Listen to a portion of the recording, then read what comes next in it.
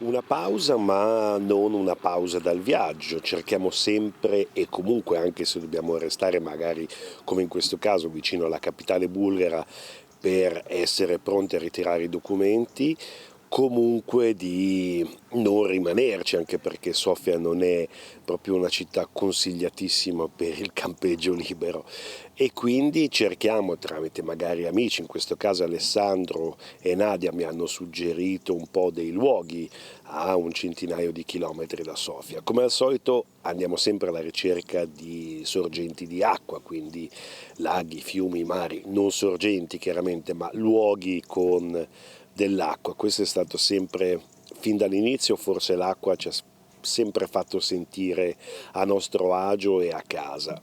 For parking, that's usually Armando's room since he's the driver. But there are a few requirements, like basics, I'd say, that we really prefer having. We are next to the water, which is one check for a parking place. We like to be next to a river or a lake or the ocean. The other requirement, it's really important for us to have a place for the dogs. So many of the places we choose are for the dogs to be free so that they can get their exercise and go exploring, and we quite like that. Sometimes, like today, they will probably be on their lines for walks and more. We'll be taking them out more to try to make up for it. And of course, another thing that we consider, solar. Sometimes when we're in the mountains, it's a little bit too dark and we won't get enough power, so we will scope out and find several places or options and try to choose the best one. We try to stock up for a few days, so that usually means that somewhere nearby is at least a little shop to get some bread or some basics. If we decide we like a place, we don't have to pack up, go somewhere, come back, and then unpack again. It's kind of a pain. So we've learned to try to save up for at least 2 or 3 days for food before we find the parking. All'inizio, ad esempio, abbiamo visitato nei primi anni tutte le, o quasi tutte le capitali europee: Praga, Berlino, Vienna, Bratislava, Amsterdam, Bruxelles, Londra, Parigi. Facevamo un po' quello che definisco urban camping, quindi un campeggio comunque in città. Tante volte potrebbe essere un po' rischioso perché nelle grosse città c'è più microcriminalità, quindi c'è la possibilità, come è successo a noi a Genova e a Praga, di essere derubati. E quindi sicuramente in queste zone i luoghi che scegliamo per fermarci sono veramente delle volte molto remoti, dove poca gente arriva. Quei pochi magari sono persone locali che vengono a fare un picnic o vengono a pescare. Solitamente succede durante il weekend, nel periodo settimanale veramente c'è poca gente in giro. I would say that some places were a little bit sketchy, like sometimes next to abandoned houses. Like I've got a very vivid imagination, and when it's really dark out and you start hearing noises from the forest and from, empty buildings at night, it can be a little creepy.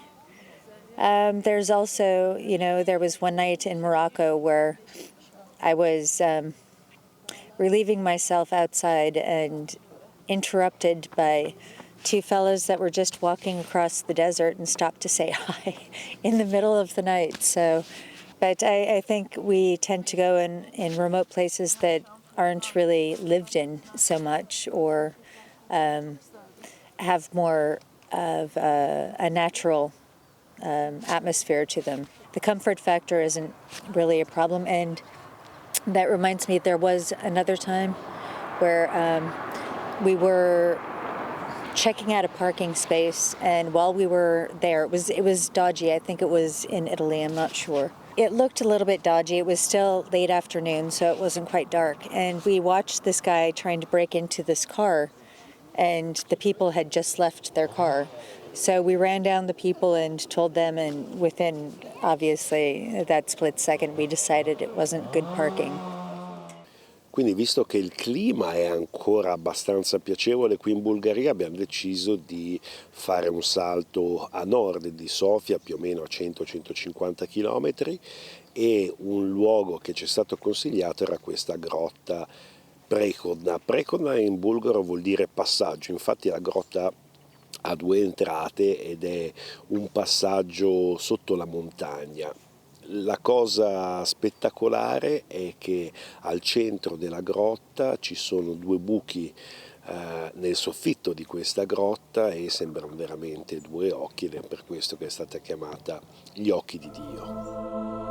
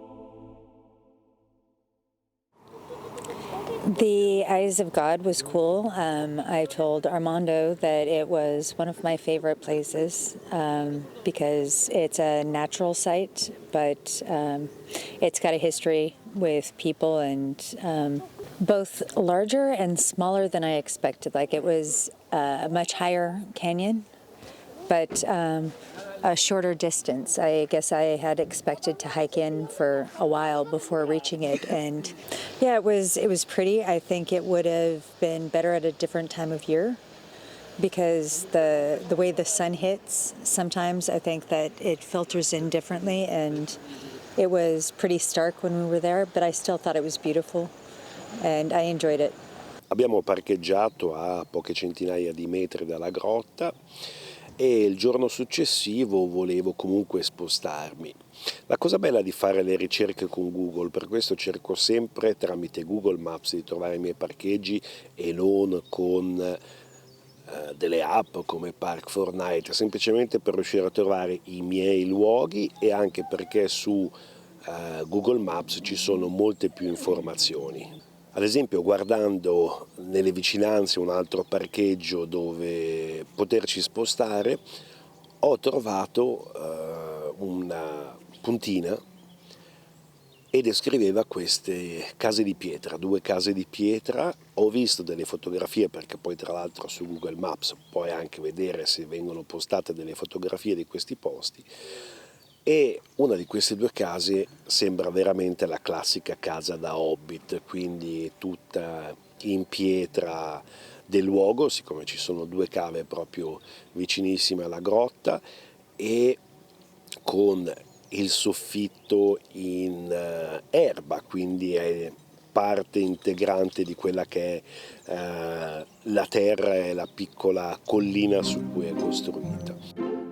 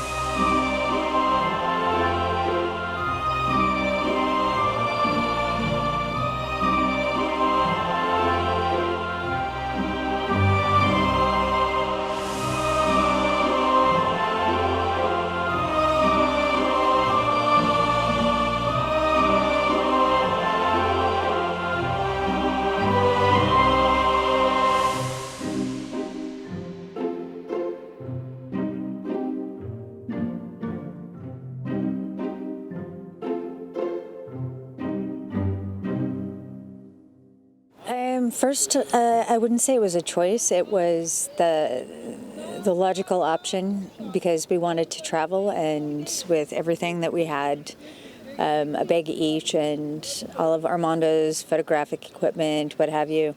And a musician friend had kind of introduced him to the idea of living out of a van and traveling. E forse la scelta di questi luoghi è anche per portare avanti quello che è il nostro discorso di downshifting, ne ho parlato in qualche video, quindi scalare una marcia e riuscire a avere una vita per quanto possibile senza aggiungere stress e problematiche. ho sempre trovato la vita in una città, comunque in un luogo urbano stressante di suo, la vita quella comunque che non è legata al nomadismo, il fatto di avere e dover perdere tanto tempo in quella che è la burocrazia, le file in posta, le code in banca e 100.000 cose che fortunatamente anche grazie alla digitalizzazione non abbiamo più. Il conto in banca si accede grazie al computer online o grazie al telefono e quindi questa soluzione ci ha dato la possibilità di essere meno stressati e forse anche la scelta di questi luoghi è proprio per poter stare il più lontano possibile da quella che è la frenesia cittadina e urbana.